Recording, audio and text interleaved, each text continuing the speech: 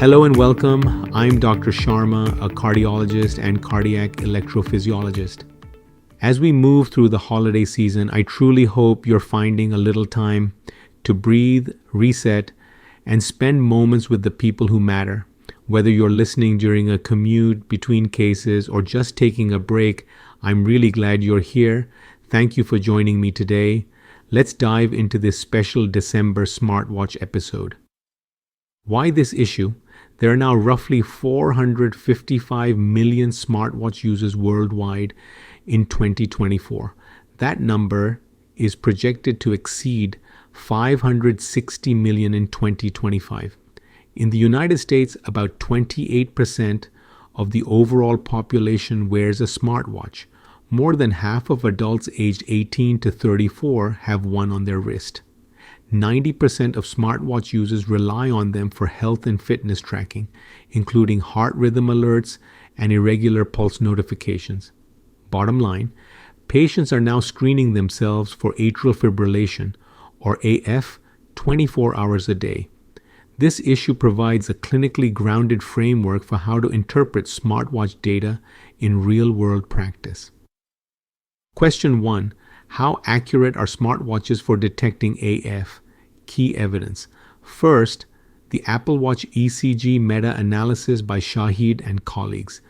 The single lead tracing demonstrated both a sensitivity and specificity of 95% for detecting AF. Second, the multi-device meta-analysis by Barrera and colleagues, including more than 17,000 patients across Apple, Samsung, and Withings. Sensitivity was 95% and specificity 96%. Third, photoplethysmography or PPG-based devices versus adhesive ECG patches from Sibomana et al. Showed mid-90% accuracy. Clinical take. A clean smartwatch strip is usually trustworthy, especially from major vendors. Accuracy is high, but most data come from high prevalence cohorts, so general screening accuracy is not the same as device accuracy.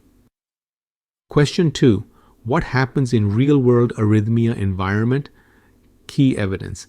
In multi-center comparisons, the Apple Watch had 69% sensitivity when every inconclusive strip was treated as incorrect. About 20% of recordings were unclassified. The cart ring using PPG performed better with 85% sensitivity, 90% specificity, and only 2% inconclusive. In the Eisneger Jack EP study, 19% of smartwatch tracings were inconclusive across 5 devices. Pacing, left bundle branch block, low voltage, and ectopy were the most common causes. Clinical take. When smartwatches make a firm call, they are typically accurate. But in many EP patients, inconclusive strips are extremely common. Move early to patch or implantable monitoring when clarity is needed. Question 3. Can smartwatches replace Holters or implantable monitors after A-Fib ablation? Key evidence. In the circa dose cohort of 346 post-ablation patients with implantable monitors, the Apple Watch atrial fibrillation burden algorithm had 82% sensitivity. The irregular rhythm notification was 71%. Fitbit's algorithm was 64%. Smartwatches outperformed typical intermittent Holter strategies. Correlation with implantable monitor burden exceeded 0.97. Most missed episodes were ultra-low burden events. Clinical take. For many post-ablation patients, smartwatch monitoring is better than episodic Holters, but when anticoagulation hinges on detecting very low burden AF, an implantable monitor remains superior. Question 4. Why are so many smartwatch alerts false positives? Key evidence. Even with 95% sensitivity and specificity, in a population with 1% AF prevalence, the positive predictive value is only about 16%, meaning most alerts are false positives. In the Fitbit heart study, only 32% of irregular pulse notifications were confirmed as AF on subsequent patch monitoring. Clinical take. Device accuracy does not equal screening accuracy. Pre-test probability must be considered, especially in young, low-risk patients. Practical pathways for electrophysiology. Scenario 1. The watch shows AF with a good quality strip.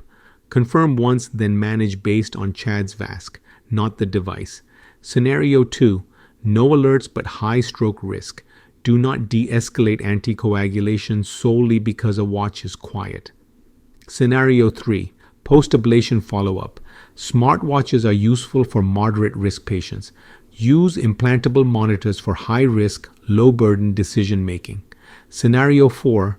Paced or left bundle branch patients. Expect many inconclusive recordings. Scenario 5. Young, low-risk, anxious individuals. Explain false positives.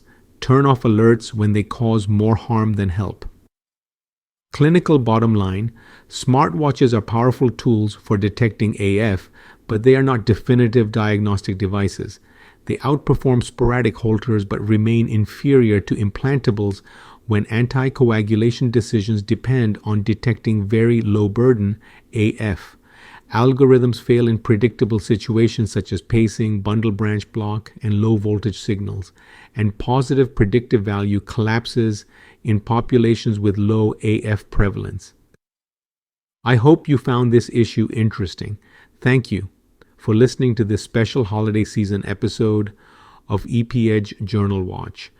I appreciate you taking the time to learn, think, and stay engaged with the latest in electrophysiology.